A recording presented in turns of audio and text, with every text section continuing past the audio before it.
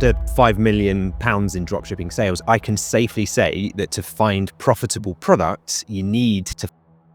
Competition is a sign of demand, but the key to beating it is. And that makes all the difference when finding a profitable product to sell. And I think that is the most important aspect of finding a 7-figure dropshipping product. Selling high-ticket products can lead to generating 7-figure revenue on autopilot, but only if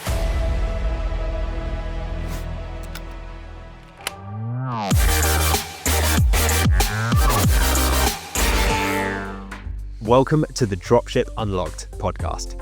I'm Lewis Smith, the founder of Dropship Unlocked, and with me is our client success coach, James Eardley. Now, when we're not recording podcast episodes or running our own e-commerce businesses, you'll find us helping aspiring entrepreneurs launch their own high-ticket dropshipping stores.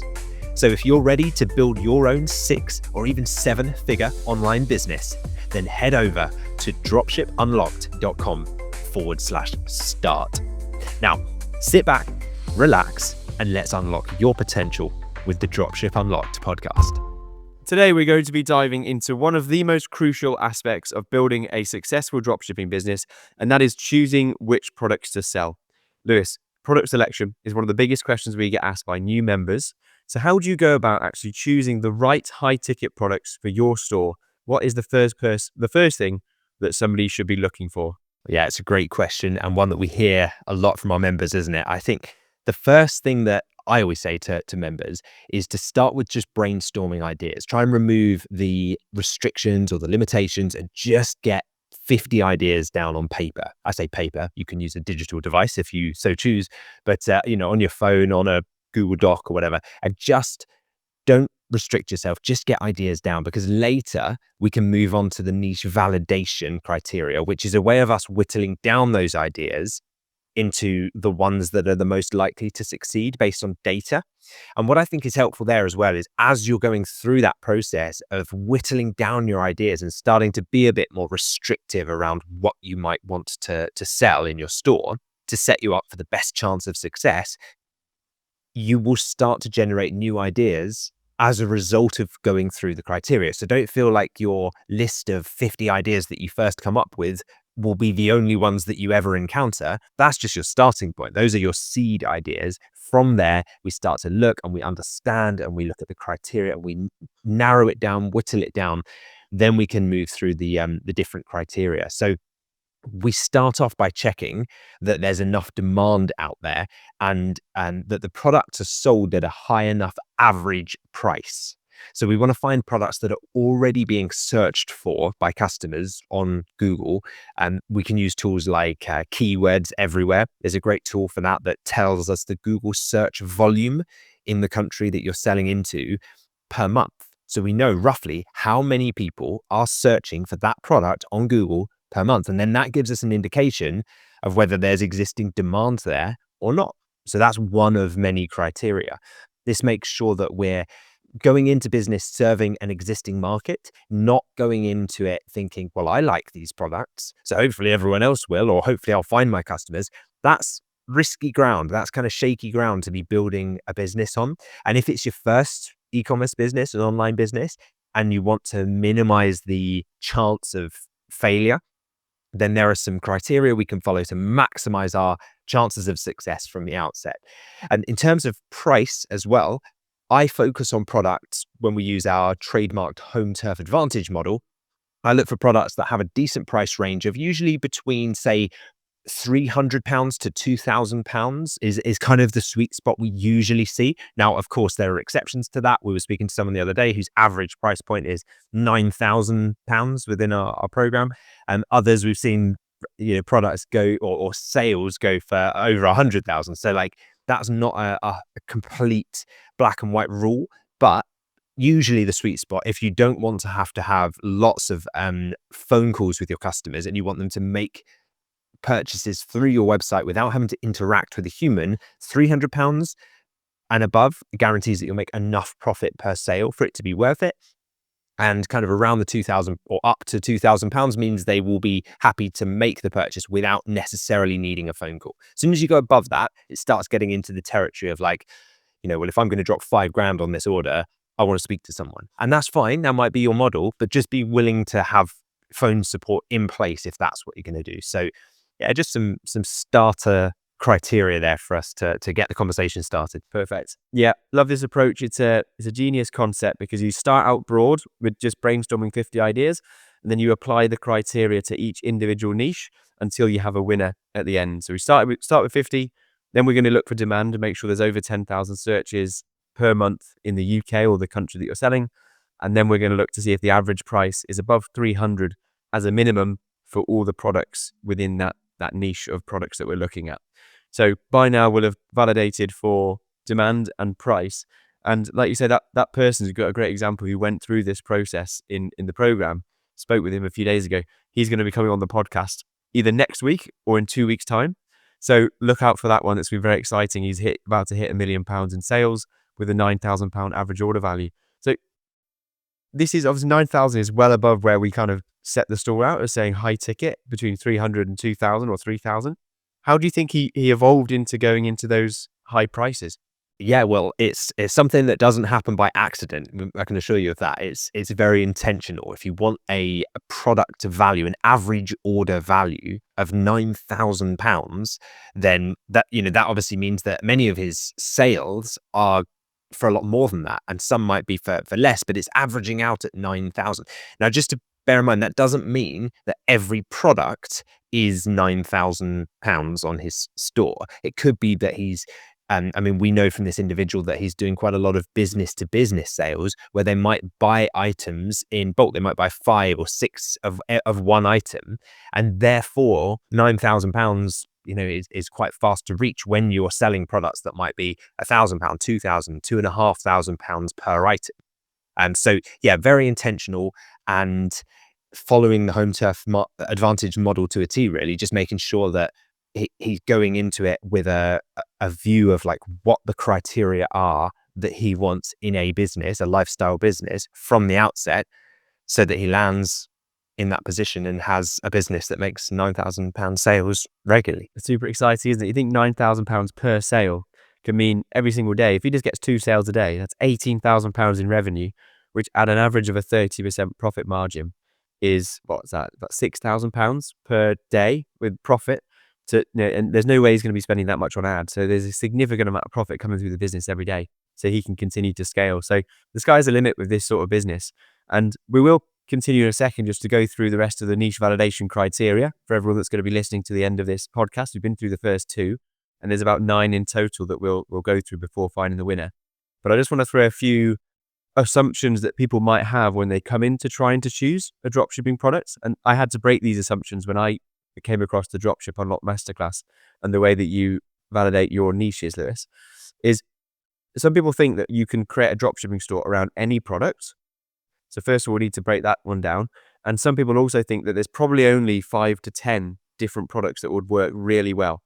So a few different assumptions there that we might need to shatter those, Lewis. So yeah, what do you think about those 2 assumptions? Yeah, so to tackle the first one, I think that is a common assumption as well, that any product that I'm passionate about could work. I just need to put the store in place and just need to run ads to it. But if you have a product that no one wants, if you imagine you've got some random product that's not very popular, it's not very good, and you decide to go down to the market and you have a megaphone, which is our ads campaign here, and we just start shouting into the megaphone that you've got this amazing product that you think so wonderful and no one really wants it.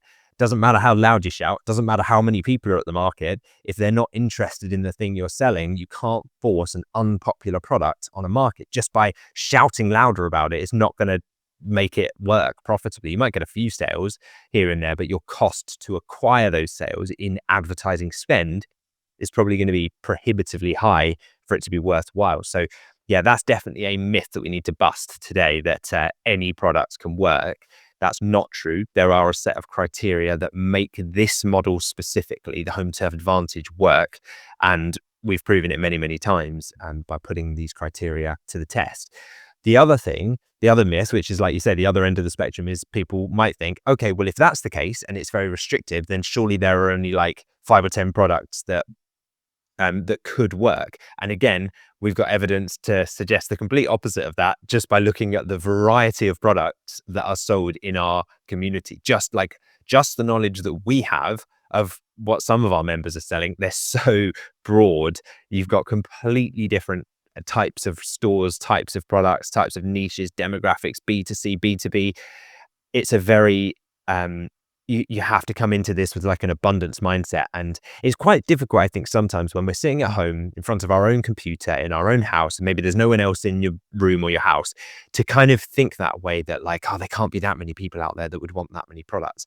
But sometimes I try and imagine like zooming out, on like Google Earth, you zoom out of your house and you see all the hundreds of houses in your town. And then you zoom out of your town and you see the thousands of houses in the surrounding towns. Then you zoom out of there and you see like the county you're in, and there's like hundreds of thousands of houses. And then suddenly you see the cities and the whole of the United Kingdom. And there's what, like, I don't know, nearly 70 million people probably by now in the United Kingdom.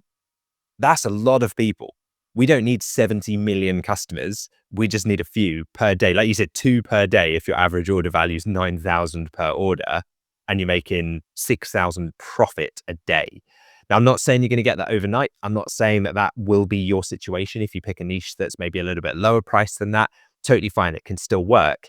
But just have that perspective of like, just imagine zooming out for a second out of your house and then the surrounding houses and just watch the opportunity expand. And you realize you only need a blip. You only need a tiny percentage of people to be interested in the products to make a full-time income business from it. So yeah, I think those two myths we can pretty much bust here and now. 100%. They need to be busted, otherwise you won't buy fully into the reason it's set up. But it's been so methodically set up, this niche validation process that we're going through, that it's been able to generate consistent 7-figure stores based off the back of this. And had they just got in and shoehorned in a product that they liked, or if they had that negative mindset thinking that there's only going to be a few different niches and they'll all be saturated, then they never would have been able to proceed. So got to get that set straight from the start. Now on to the next validation criteria. So we've started with our big list of 50. We've validated to make sure they've got a high enough average price. We've validated to make sure there's enough demand from the two you mentioned before, Lewis. The next thing that we check is to see whether it's a brand-dominated niche. So that means we don't want the niche to be dominated by household name brands. So this is something that people might not consider straight away, is it, Lewis? No, exactly. And I think a lot of the time this throws people, because you might assume that it's fine to enter a market even if it's dominated by the likes of Apple and HP and Samsung and LG, like selling consumer electronics in that example. Or there's many other examples of niches that are like truly dominated by a few global brands. And if you think about it as a beginner business, if you've just set up, you've just registered your company, you haven't got any sales history yet, and you turn up to knock on Apple's door and say, can we start selling MacBooks?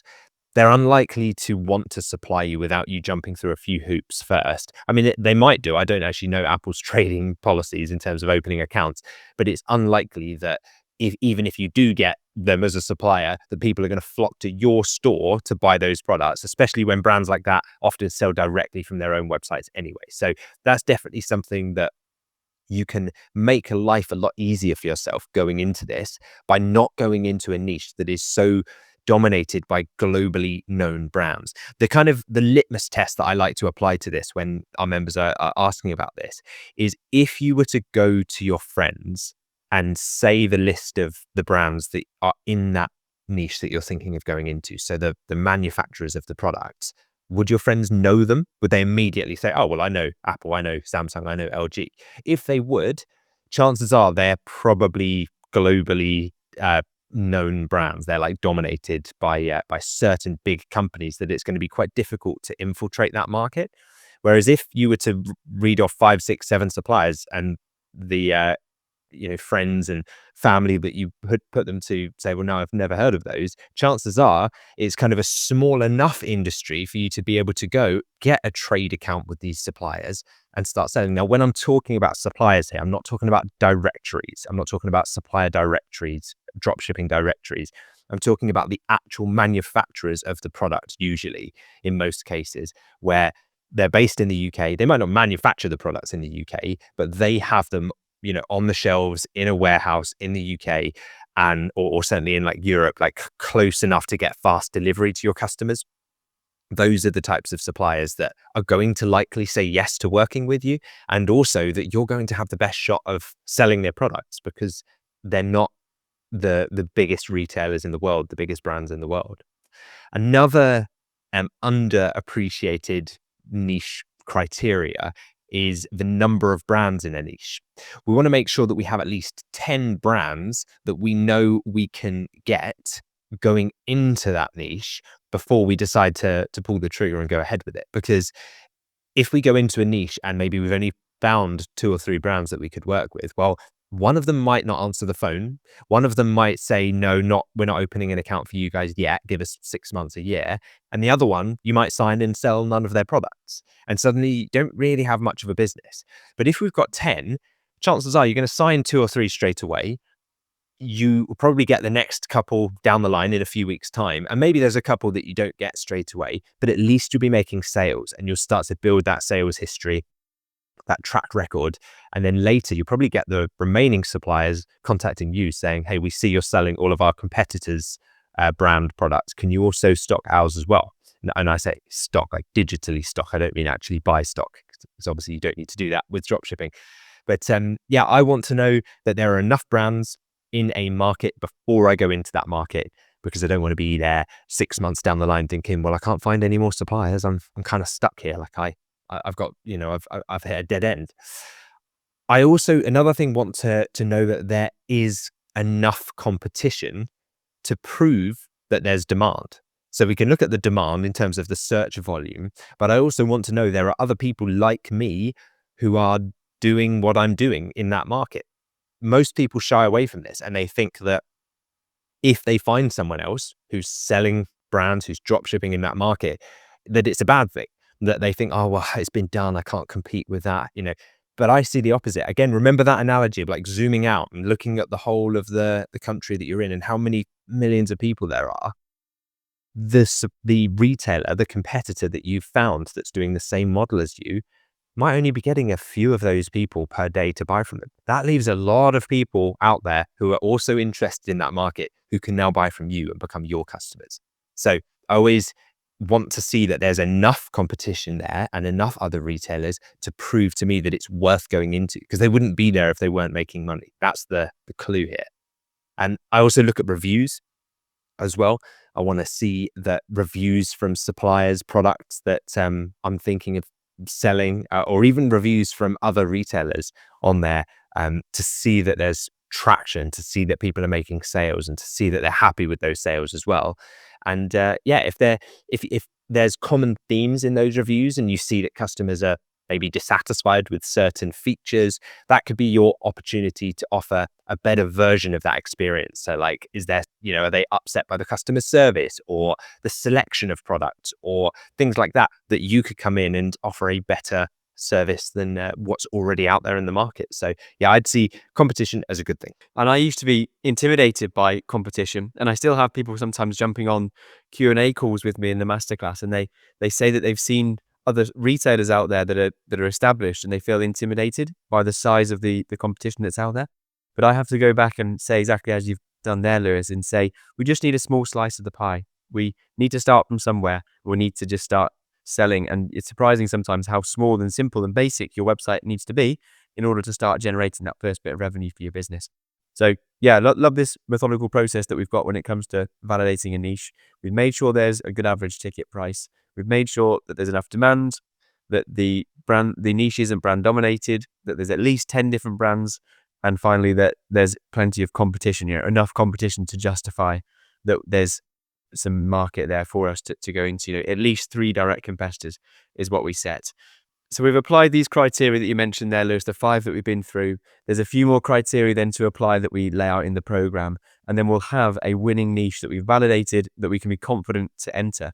But now we know which products to sell, we're on to the next challenge, which is, well, what do we actually do now to get our products ready to sell and launch ads? So what are the next steps that you take?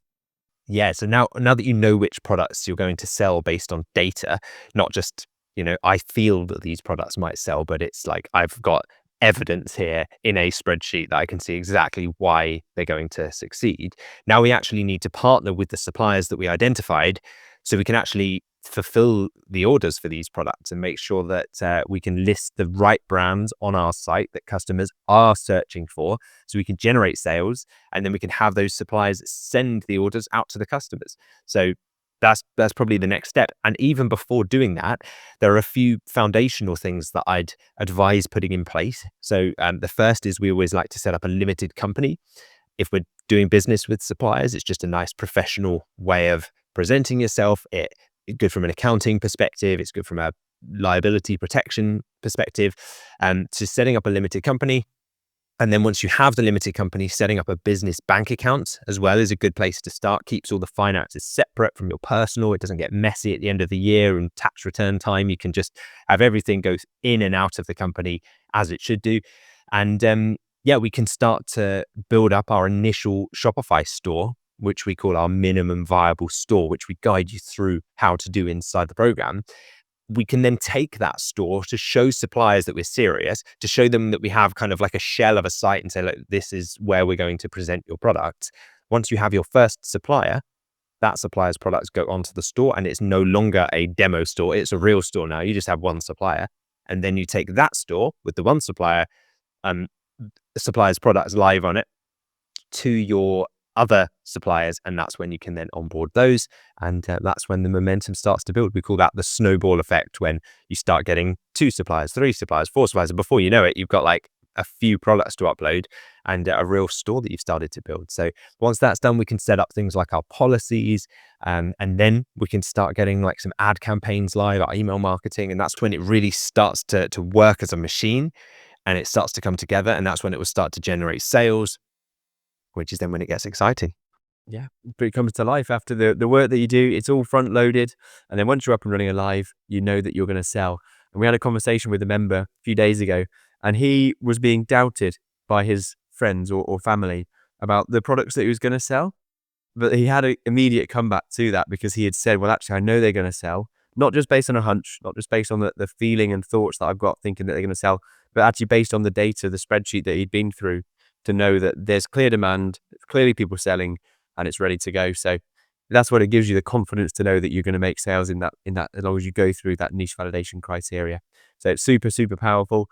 Lewis has been through this process plenty of times, and also once he went through it and recorded the whole thing for a YouTube series, which is awesome. Lewis, it's a fantastic series. So for anyone that knows now that the process, had to listen to this podcast, but actually wants to watch the process being done, watch Lewis drive around looking for his initial 50 niche ideas, then there's a series on YouTube called How to Start a Shopify Dropshipping Store from Scratch on the Dropship Unlocked YouTube channel. And yeah, enjoy that video, watching Lewis picking up his ideas and going all the way through to having a store built. Okay, any final thoughts then, Lewis, for anyone ready to select their high ticket products to sell? I think just what we've covered, really. Start by doing the right research. Make sure you're validating the demand. Check for the average selling price point. Make sure you're going into a niche that meets the criteria of like that. It's a high enough price point. And make sure that you've got suppliers readily available, so that when you do go into that niche, you've got a list of suppliers that you know will dropship, that you know you can call and start getting on board. And then once you have those foundations in place, the rest starts to fall into place. You just got to take those first steps, build on that momentum. If you're unsure or stuck as to like where to start, you can check out our free trial for our accelerator program. You can head over to dropshipunlocked.com/start to have a look at that. And yeah, that's probably the best place to start, because we've got everything laid out for you to avoid the overwhelm and just get started on the right foot, step by step. Are you enjoying the podcast? We'd love to hear from you. Leave a comment or a review and we might feature it in an upcoming episode. And for detailed show notes and resources, visit dropshipunlocked.com/podcast. If you found value in any episode of this podcast, please could you take just 10 seconds to leave us a quick 5-star review on your favorite podcast app? It helps us more than you can imagine. And who knows, you might just hear your comments read out on the show. Thanks for being a part of our community. Your support helps us keep delivering new episodes to you every week. Now, let's answer a question that we've had in from a listener of the podcast, because we love to feature your questions. And if anything comes to mind while you're listening or watching an episode, simply comment beneath the YouTube video version of this episode, and we may feature it on an upcoming episode. So that's exactly what William Robson has done. So he commented to ask to you, Lewis, how can I be confident that my dropshipping investment will pay off? Yeah, thank you for your question, William. It's a great question. And I think taking the time to learn, investing time in learning the fundamentals of dropshipping will put you at a significant advantage.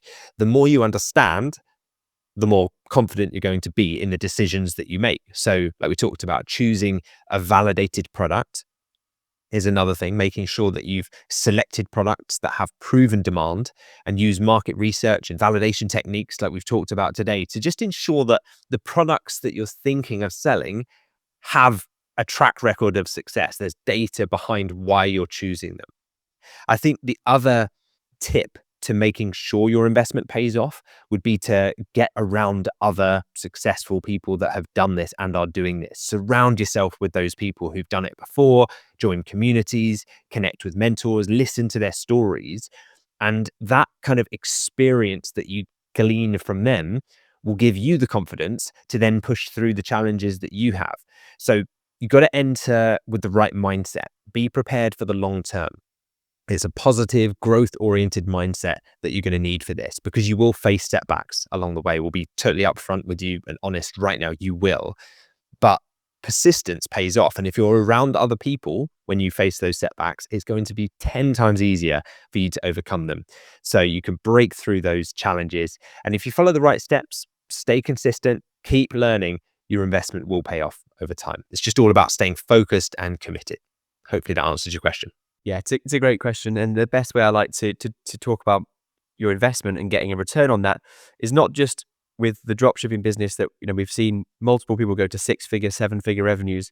It's also the personal development, and that is guaranteed. The person you'll become by pushing yourself to build a business is arguably the biggest reward out of these sort of things when you invest in yourself to get started. So thank you, Lewis, for that. Thanks, William, for your question. We're now going to highlight a recent review that we've had for the podcast as well. So a big thank you to Helen Drake for sharing your thoughts on a recent episode where Lewis and I were role-playing how to sign suppliers. So Helen said, "The role-playing is extremely useful. Thank you." Good stuff. Thank you for your review, Helen. Glad to hear that you've been enjoying the podcast. And yeah, the role play episode we did, I think that went down really well. We'll link that one below for anyone that hasn't seen that. But that was where James and I role played the situation of contacting a supplier for the first time and some of the objections they might throw your way. So I enjoyed that one and sounds like it was popular. So maybe there's another one of those we should line up soon. Thank you very much for listening to the podcast today. If you enjoyed today's episode, maybe share it with a friend or a colleague that you think might be interested. It's a great way for you to spread the knowledge and help someone else on their e-commerce journey. And we appreciate every bit of support you give us. Thank you for joining us on this episode of the Dropship Unlocked podcast. We hope you are leaving with new insights and inspiration to fuel your entrepreneurial journey. To kickstart your e-commerce business, head over to dropshipunlocked.com/start. It's the perfect place to start and get access to resources that will help you build your business from the ground up. And don't forget to hit that subscribe button for more episodes packed with strategies, tips, and success stories. Plus, if you enjoyed this episode today, a 5-star review would mean the world to us, and you might even get a shout out on the next episode. Thank you for choosing to spend your time with us today. We can't wait to bring you more insights on the next episode of the Dropship Unlocked podcast.